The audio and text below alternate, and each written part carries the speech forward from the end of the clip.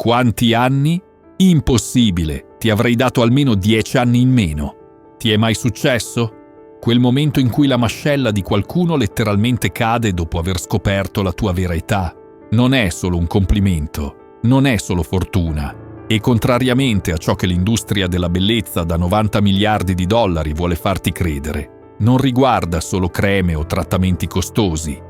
E se ti dicessi che sembrare più giovane della tua età è in realtà una manifestazione fisica del tuo mondo interiore, come disse una volta il filosofo stoico Epitteto, non è ciò che ti accade, ma come reagisci che conta.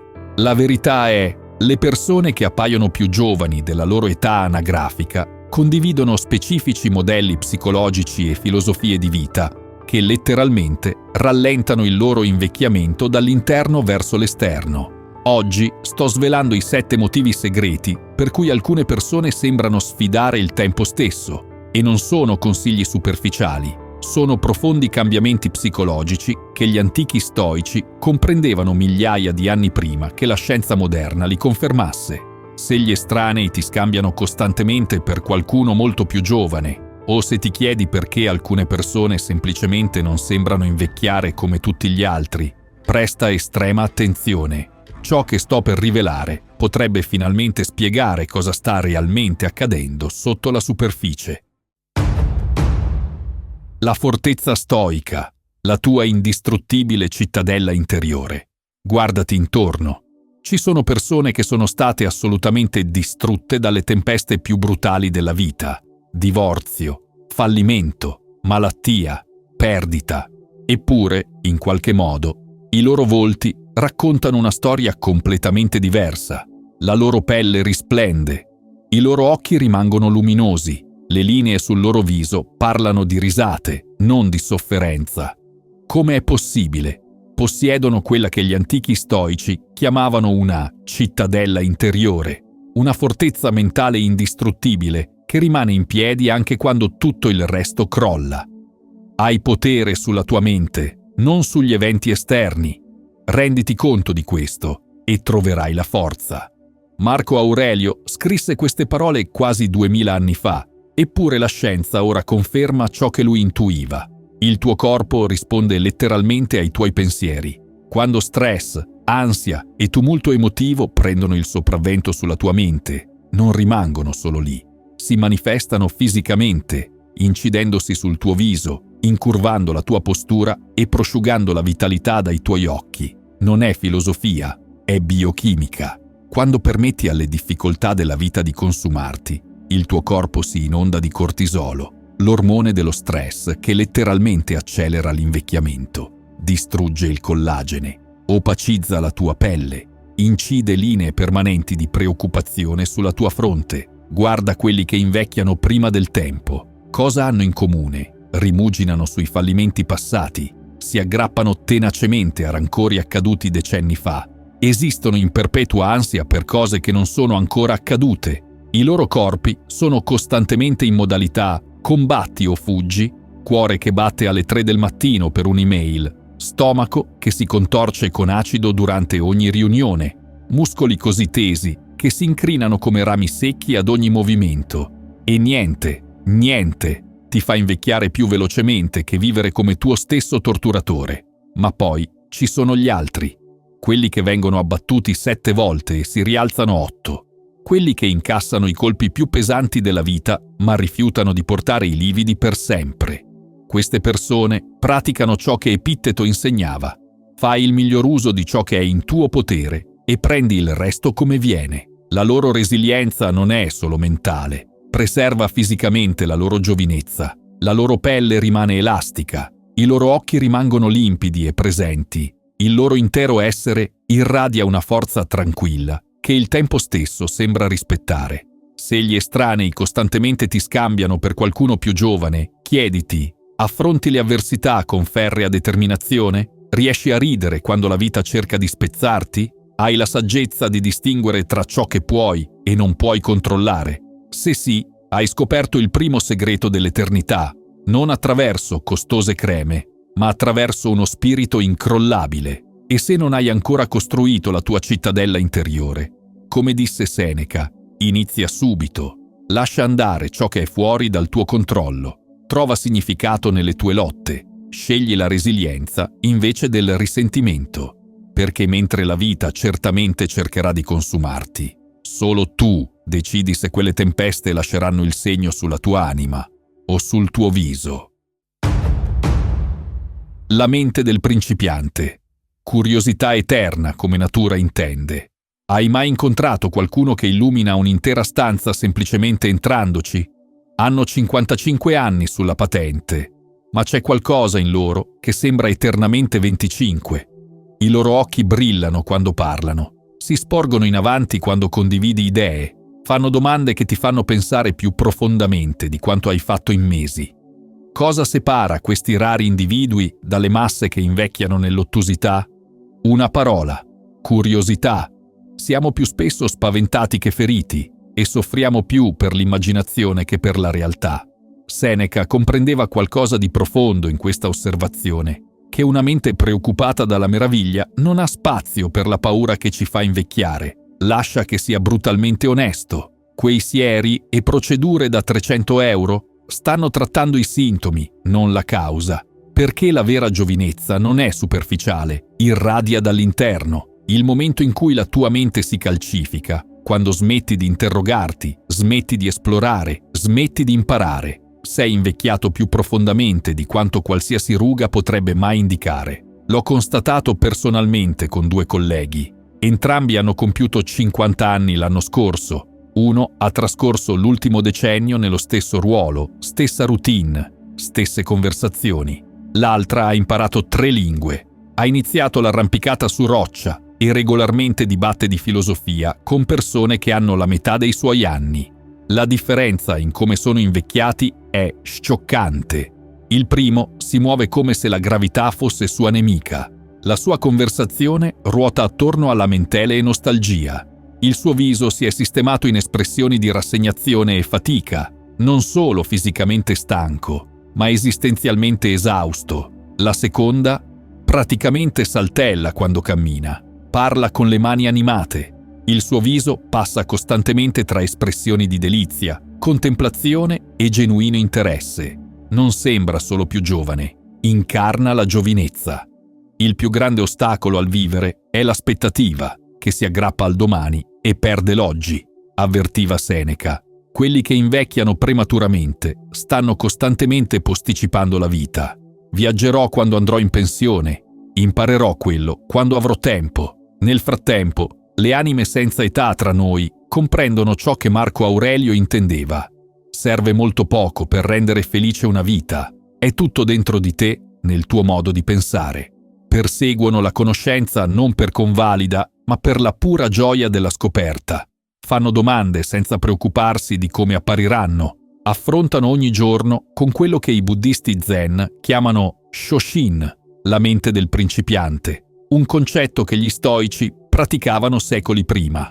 La scienza è inequivocabile. La neuroplasticità, la capacità del tuo cervello di formare nuove connessioni, fiorisce con la curiosità. Le persone che imparano costantemente nuove abilità mantengono una funzione cognitiva superiore, una memoria migliore e, più rilevante, riferiscono di sentirsi soggettivamente più giovani. Questa vivacità mentale trasforma letteralmente la fisiologia. La curiosità innesca il rilascio di dopamina, riduce gli ormoni dello stress e migliora la funzione immunitaria. Cambia come tieni il tuo corpo, i muscoli che impieghi quando parli, persino la tua salute cellulare. Ho parlato con un neuroscienziato che l'ha spiegato perfettamente. La differenza tra dimostrare 60 anni e dimostrarne 40 spesso si riduce a se i tuoi percorsi neurali sono autostrade o sentieri incolti. Quindi chiediti onestamente: quando è stata l'ultima volta che eri genuinamente curioso di qualcosa? Quando hai perso la cognizione del tempo imparando qualcosa di nuovo? Quando hai messo in discussione le tue stesse supposizioni? Se fai fatica a rispondere, hai trovato il tuo acceleratore di invecchiamento. Ma se le persone ti scambiano costantemente per qualcuno più giovane, se la tua energia supera quella dei tuoi coetanei, è probabile che tu abbia mantenuto ciò che Epitteto chiamava la facoltà umana più potente, la scelta. la scelta di rimanere uno studente della vita piuttosto che il suo critico stanco, perché la verità più profonda sulla giovinezza non si trova nella biologia, ma nella filosofia. L'età non si misura in anni, ma in meraviglia. Mantieni la tua curiosità e il tempo diventa semplicemente un numero, non una condanna. Associazione selettiva. Le compagnie che preservano la tua giovinezza. L'hai sentito prima. Quella pesantezza immediata che si posa su di te dopo pochi minuti che sei intorno a certe persone. Il modo in cui le tue spalle si tendono, il modo in cui il tuo respiro diventa superficiale, il modo in cui la tua mente inizia a correre con pensieri ansiosi. Non è nella tua testa, è nelle tue cellule. Potresti lasciare la vita proprio ora. Lascia che questo determini ciò che fai e dici e pensi. Quando Marco Aurelio scrisse queste parole, non stava solo offrendo una guida filosofica, stava rivelando una profonda verità su come il nostro ambiente letteralmente plasma la nostra biologia. L'energia che permetti nella tua vita non sta solo influenzando il tuo umore, sta fisicamente alterando come invecchi. Ho visto questo manifestarsi con 2 sorelle sulla cinquantina, gemelle geneticamente identiche, stessa dieta, stesso stile di vita di base. Eppure una sembrava quasi un decennio più vecchia dell'altra. La differenza? Le persone che avevano scelto di frequentare. La prima sorella si circondava di lamentosi cronici, cercatori di drammi e vampiri energetici. Persone che trovavano problemi in ogni soluzione. Persone che trattavano gli inconvenienti quotidiani come catastrofi. Persone che spettegolavano e criticavano costantemente. Dopo anni di questa esposizione, il suo viso si era letteralmente trasformato. Linee profonde tra le sopracciglia per il continuo corrugamento preoccupato. Angoli della bocca rivolti verso il basso che rimanevano tali anche quando cercava di sorridere. Pelle opaca dal cronico cortisolo che inondava il suo sistema. Sembrava perennemente esausta. La seconda sorella aveva curato spietatamente la sua cerchia sociale, non con snobismo, ma con autoconservazione. Trascorreva il tempo con persone che la sfidavano intellettualmente, che ridevano facilmente, che si concentravano sulla possibilità piuttosto che sulla limitazione. Il suo viso raccontava una storia completamente diversa.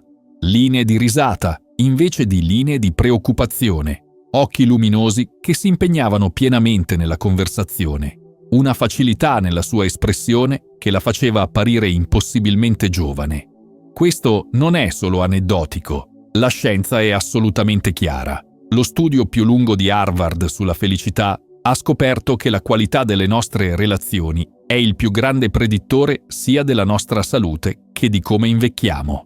Quando ti esponi a persone cronicamente negative, il tuo corpo produce citochine infiammatorie, proteine che accelerano l'invecchiamento a livello cellulare. I tuoi telomeri, i cappucci protettivi sul tuo DNA che determinano quanto velocemente invecchi, letteralmente si accorciano più velocemente.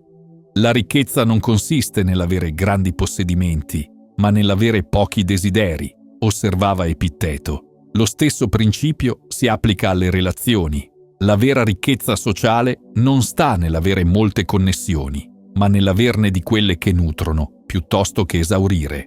Guarda chiunque, appaia notevolmente più giovane della propria età anagrafica.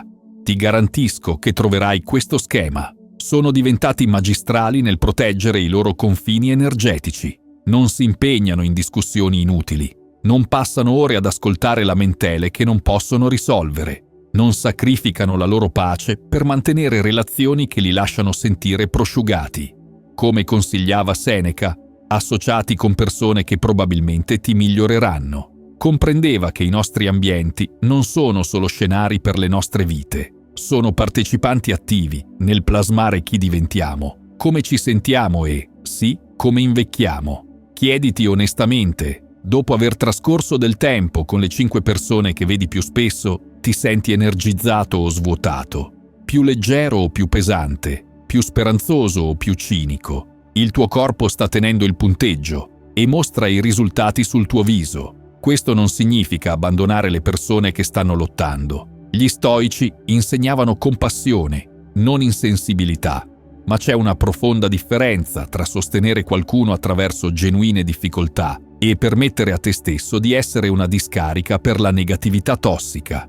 Se le persone esprimono regolarmente sorpresa per quanto sembri giovane, presta attenzione al tuo ecosistema sociale. Hai probabilmente creato un ambiente dove la positività fiorisce e la tua biologia sta rispondendo di conseguenza, perché mentre la genetica pianta il seme, l'ambiente determina come sboccia. E la compagnia che mantieni potrebbe essere il siero antietà più potente che troverai mai. Amor fati, ama il tuo destino e sfida il tempo. Li hai visti? Quei rari individui che irradiano vitalità a 50, 60, persino 70 anni. Non sembrano solo più giovani, si muovono diversamente, mentre i loro coetanei attraversano la vita trascinandosi. Queste persone balzano avanti con un'energia quasi elettrica. Qual è il loro segreto? Hanno padroneggiato ciò che gli stoici chiamavano amor fati, l'amore del destino, l'abbraccio di tutto ciò che la vita porta, incluso il cambiamento. L'impedimento all'azione fa avanzare l'azione, ciò che ostacola diventa la via. Queste non sono solo belle parole di Marco Aurelio, sono un progetto per la flessibilità psicologica che letteralmente ti mantiene giovane. Guarda attentamente qualcuno che è invecchiato oltre i suoi anni. La causa principale non è sempre la cattiva genetica o le scelte di vita sbagliate, è la rigidità, inflessibilità mentale, emotiva e alla fine fisica. I loro volti raccontano la storia, profonde linee di accigliamento scavate da decenni di resistenza. I loro corpi li tradiscono, spalle permanentemente ricurve dal portare il peso di come le cose dovrebbero essere. Il loro vocabolario li tradisce. Sono troppo vecchio per questo. Ai miei tempi non potrei mai imparare a... Questo ostinato rifiuto di adattarsi non avvelena solo la loro prospettiva, accelera fisicamente l'invecchiamento a livello cellulare. Gli studi mostrano che l'inflessibilità psicologica innesca l'infiammazione cronica, danneggia i telomeri e disturba l'equilibrio ormonale. È come se i loro corpi stessero rispondendo al comando delle loro menti di diventare rigidi quanto il loro pensiero. Poi ci sono quelle anime senza età che affrontano la vita con meraviglia infantile. Ho incontrato una donna di 72 anni il mese scorso che aveva appena imparato ad andare sullo skateboard. Non perché ne avesse bisogno, ma perché suo nipote lo amava e lei voleva condividere la sua gioia. Il suo viso brillava di un'energia che la faceva sembrare 20 anni più giovane. Queste persone comprendono ciò che Epitteto intendeva quando diceva «Non è ciò che ti accade, ma come rispondi a ciò che ti accade che conta». Quando la tecnologia cambia, si tuffano con curiosità invece di lamentarsi. Quando i loro corpi iniziano a cambiare con l'età, non lo combattono con disperazione, adattano le loro routine con saggezza. Quando la società evolve, ascoltano e imparano piuttosto che calcificarsi in un pensiero obsoleto. Questa flessibilità mentale non è solo filosofica, è neurologica. Ogni volta che impari qualcosa di nuovo, abbracci un cambiamento inaspettato o entri volontariamente nel disagio, il tuo cervello crea nuovi percorsi neurali. La tua mente letteralmente rimane più giovane. E il tuo viso segue. Guarda quelli che sembrano intoccati dal tempo. Portano una certa leggerezza. Le loro espressioni non sono appesantite dalla gravità della resistenza. I loro occhi rimangono luminosi di possibilità piuttosto che offuscati dalle cataratte del cinismo. Quindi chiediti onestamente, quando il cambiamento bussa alla tua porta, ti barrichi dentro il familiare? O spalanchi quella porta, accogliendo l'ignoto come un vecchio amico? Perché la verità che Seneca comprendeva secoli fa è ancora valida. Non è che abbiamo poco tempo per vivere, ma che ne sprechiamo molto. E niente spreca la preziosa energia della vita, come combattere contro il suo flusso naturale. Il tuo aspetto fisico non sta solo riflettendo la tua età, sta rivelando la tua relazione con il cambiamento stesso. Scegli la rigidità e guarda il tempo incidere la sua evidenza sul tuo viso, ma scegli amor fati, scegli di amare qualunque cosa il destino porti e porta quella scintilla misteriosa che fa chiedere a tutti qual è il tuo segreto. Sovranità emotiva. la libertà che preserva la giovinezza. Entra in qualsiasi stanza di persone oltre i 40 anni e li individuerai immediatamente. Alcuni sembrano portare massi invisibili. I loro volti si sono induriti in maschere di contenimento, solchi profondi tra le sopracciglia, linee tese attorno a labbra serrate, occhi che sembrano sbiaditi, come se la vita avesse lentamente prosciugato il colore da essi. Poi ci sono gli altri, quelli la cui età ti sciocca genuinamente quando la scopri. Le loro espressioni si muovono fluidamente, i loro volti si illuminano nella conversazione. C'è un'innegabile leggerezza in loro, come se la gravità stessa avesse fatto un'eccezione. Cosa separa questi due tipi di persone? La sovranità emotiva. Se sei turbato da qualcosa di esterno, il dolore non è dovuto alla cosa stessa, ma alla tua valutazione di essa. E questo hai il potere di revocarlo in qualsiasi momento. Marco Aurelio comprendeva qualcosa di profondo, che le emozioni stesse non sono il problema. È la nostra relazione con esse che ci libera o ci imprigiona. Lascia che sia brutalmente onesto. Le tue emozioni inespresse ti stanno fisicamente invecchiando. Ho visto mio zio deteriorarsi prima del tempo. Un militare che si vantava di non lamentarsi mai, che pensava che la vulnerabilità fosse debolezza, che rispondeva a ogni emozione, gioia, dolore, paura, con lo stesso stoico cenno del capo. A 50 anni il suo corpo stava tradendo la verità che le sue parole non avrebbero ammesso. La sua mascella perennemente serrata, le sue spalle permanentemente sollevate, la pelle intorno ai suoi occhi segnata non dalle risate ma da decenni di repressione di emozioni che minacciavano di emergere. La scienza è irrefutabile. Quando reprimi le emozioni, il tuo corpo si inonda di cortisolo. Questo ormone dello stress letteralmente degrada il collagene, la proteina che mantiene la tua pelle piena ed elastica. Costringe i vasi sanguigni, riducendo i nutrienti che raggiungono la tua pelle. Disturba persino il sonno, impedendo la rigenerazione cellulare. La tua rabbia soppressa diventa infiammazione. Il tuo dolore non riconosciuto diventa tensione muscolare. La tua gioia negata diventa rigidità neurale. Non dimenticherò mai l'intervista a una donna di 78 anni che veniva costantemente scambiata per una sessantenne. Quando le chiesi il suo segreto, rise, una risata piena, senza restrizioni, che fece sorridere tutti nella stanza. Piango quando ho bisogno di piangere, urlo quando ho bisogno di urlare, ballo quando me ne viene voglia. Non mi sono mai preoccupata di cosa qualcuno potrebbe pensare delle mie emozioni. Questo non significa mancare di controllo. Anche Seneca chiarì: il punto non è quanto a lungo vivi, ma quanto nobilmente vivi. La vera nobiltà non è la soppressione, è l'espressione consapevole. Gli stoici non stavano sostenendo la repressione emotiva come molti erroneamente credono. Insegnavano un'azione appropriata basata su una valutazione onesta. Come disse Epitteto, prima di a te stesso cosa vorresti essere e poi fai ciò che devi fare. Guarda quelli che rimangono giovani, nonostante i loro anni, ridono senza riserve, permettono alle lacrime di scorrere quando sono commossi, esprimono frustrazione direttamente piuttosto che lasciarla sobbollire. La loro onestà emotiva crea libertà fisica. I loro volti si muovono attraverso l'intero spettro di espressioni, mantenendo l'elasticità muscolare. I loro corpi rilasciano tensione piuttosto che immagazzinarla nei tessuti. I loro sistemi nervosi si resettano regolarmente invece di rimanere bloccati in modalità combatti o fuggi.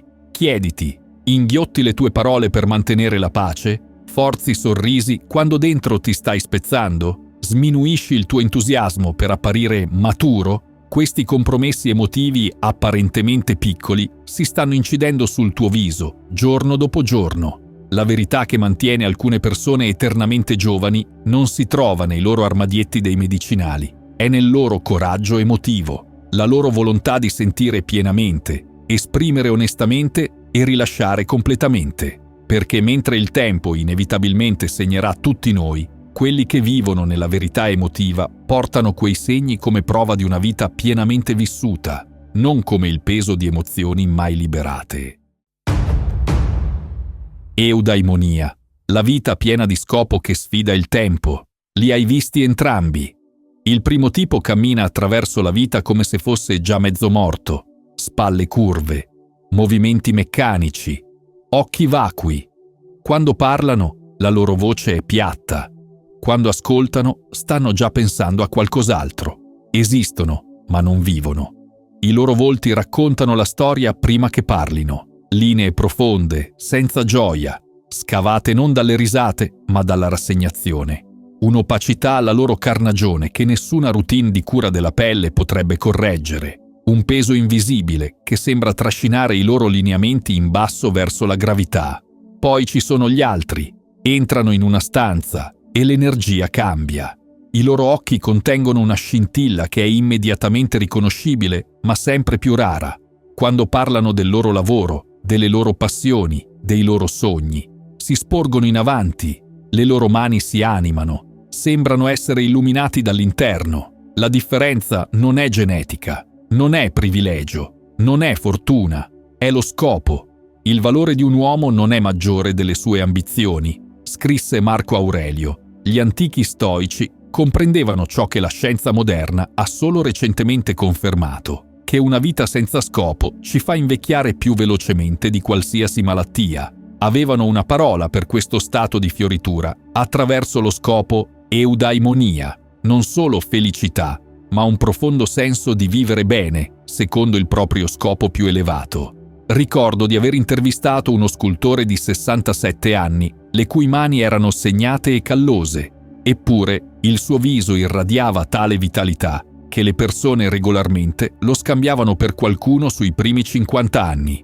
Ogni mattina, mi disse, mi sveglio con problemi da risolvere, problemi belli e stimolanti che non vedo l'ora di affrontare. Alcuni giorni il mio corpo fa male, ma la mia mente non sa che sono vecchio, quindi il mio corpo segue. Confronta questo con persone intrappolate in quella che Seneca chiamava oziosità indaffarata, riempiendo i loro giorni con attività prive di significato, mentre il loro spirito appassisce. La loro biologia letteralmente accelera il processo di invecchiamento in risposta a questo vuoto esistenziale. La ricerca è innegabile. Studi della Northwestern Medicine mostrano che le persone con un forte senso di scopo hanno un rischio del 15% inferiore di morte prematura e funzioni fisiche significativamente migliori con l'avanzare dell'età. I loro marcatori infiammatori sono più bassi, le loro risposte allo stress più efficienti, i loro meccanismi di riparazione cellulare più efficaci. Lo scopo trasforma la tua biochimica. Quando sei attivamente impegnato in attività significative, il tuo cervello si inonda di neurochimici che combattono l'invecchiamento. Dopamina, serotonina, endorfine.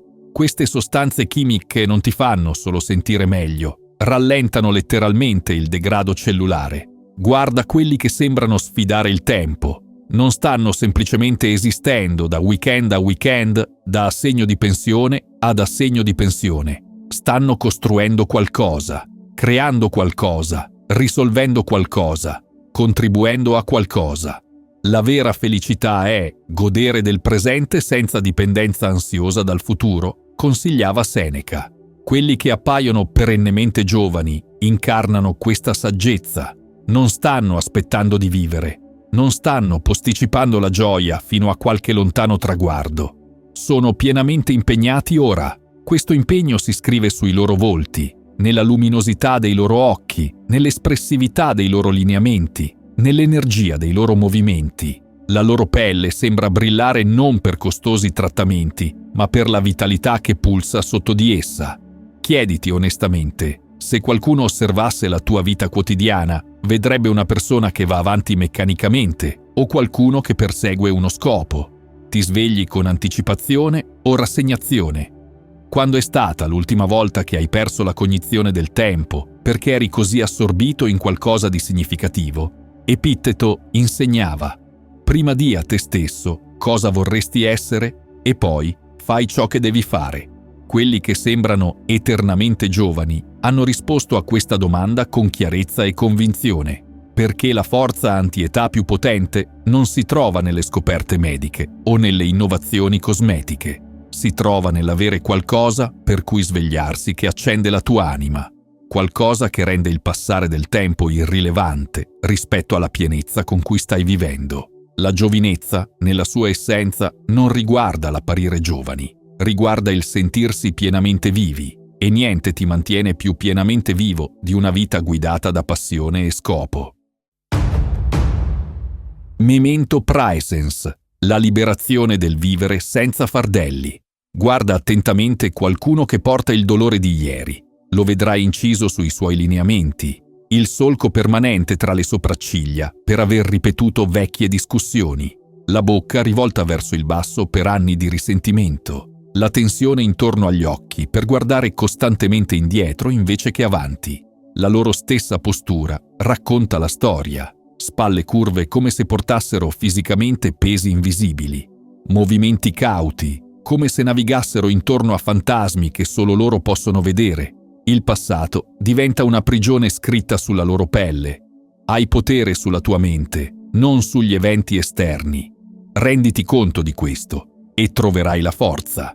Marco Aurelio comprendeva la profonda libertà che deriva dal rilasciare ciò che non possiamo cambiare. Gli stoici sapevano ciò che la neuroscienza moderna ora conferma, che soffermarsi su ferite passate non tormenta solo la tua mente, accelera letteralmente l'invecchiamento cellulare.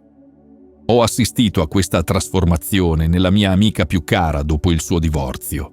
Per 2 anni si è aggrappata al suo tradimento come a un talismano velenoso. Ha ripetuto discussioni che non sarebbero mai avvenute. Ha ripercorso scene cercando indizi che aveva perso. Ha curato ferite che non avevano mai avuto la possibilità di chiudersi. Il suo aspetto cambiò drasticamente durante quei 2 anni.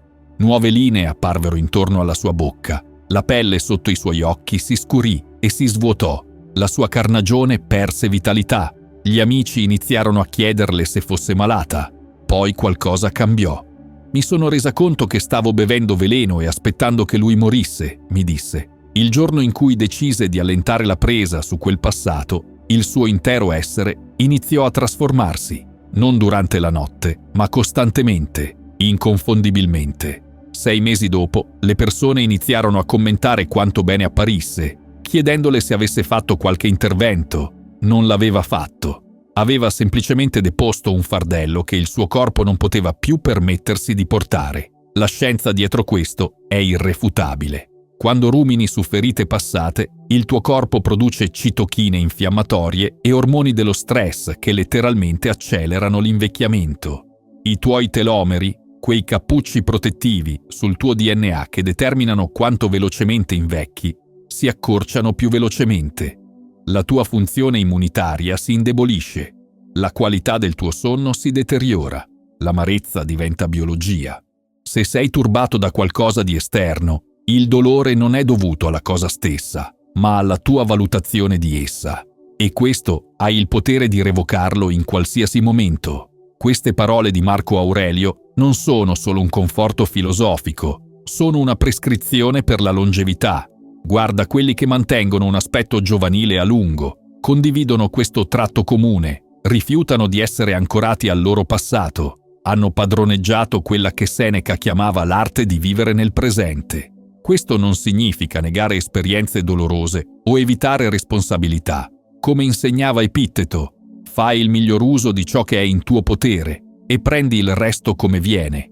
Gli stoici comprendevano che la vera libertà non viene dal riscrivere la storia, ma dal cambiare la nostra relazione con essa. Ho intervistato una donna di 72 anni, il cui aspetto radioso smentiva i suoi anni. Quando le chiesi delle sue esperienze di vita più difficili, condivise storie di profonda perdita e tradimento, ma c'era qualcosa di notevole in come parlava. Nessuna amarezza, nessun risentimento persistente, nessuna pesantezza. Ho imparato molto tempo fa, disse, che aggrapparsi al dolore è come cercare di nuotare mentre si stringono dei sassi. O li lasci cadere, o anneghi. Il suo viso, liscio, espressivo, vivace, era la manifestazione fisica di questa saggezza. Chiediti onestamente, quali ferite passate stai ancora portando? Quali rancori hai elevato a identità? Quali rimpianti ripeti nel loop infinito dei pensieri notturni?